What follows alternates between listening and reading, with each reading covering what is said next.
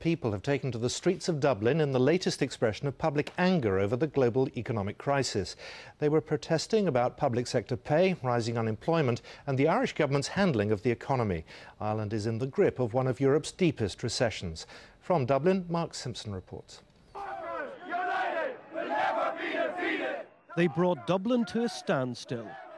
Builders, nurses, teachers, even firefighters. Public sector workers unhappy at the prospect of pay cuts.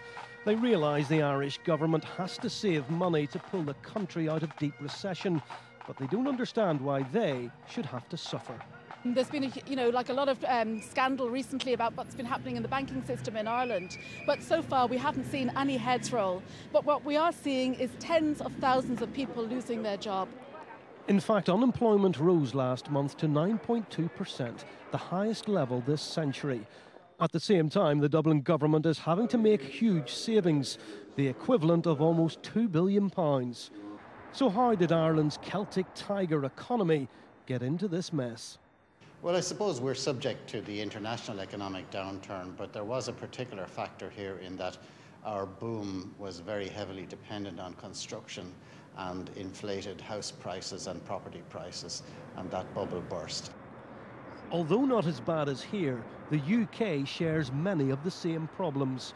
That's why in London and across Europe, governments will be watching closely what happens next in Dublin. The Irish government's big fear is that this could escalate. Protests today, strikes tomorrow.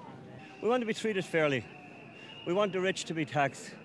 I want the normal people who have worked and made these people rich to get a fair crack at the whip. And that's all we want. We really don't want to strike. If we have to strike, we will, but we really don't want to because the public people will suffer.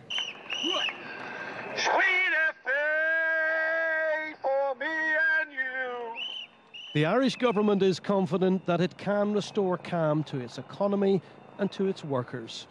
But it won't be painless, and it won't be soon. Mark Simpson, BBC News, Dublin. Gordon Brown is calling for what